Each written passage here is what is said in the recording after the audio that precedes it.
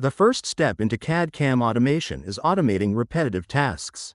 You can save a lot of time avoiding time-consuming manual tasks.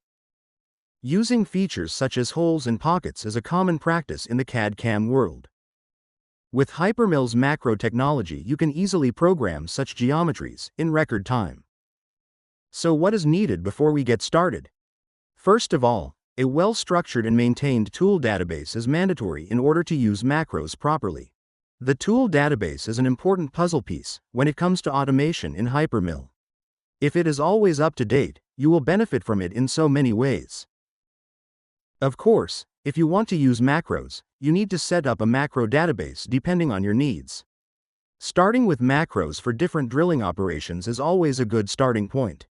After that, you can extend your macro database to pockets. What else do we need? Color tables are a great way to define geometries. Simply create a color table that links certain colors to certain properties like fits or threads.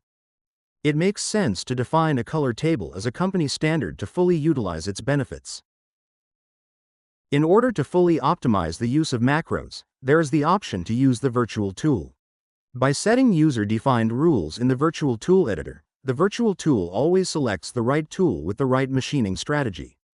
For example, if a tool is missing, an alternative tool is selected and the machining strategy is adjusted accordingly. This is more powerful than regular macros and it narrows down the amount of macros needed.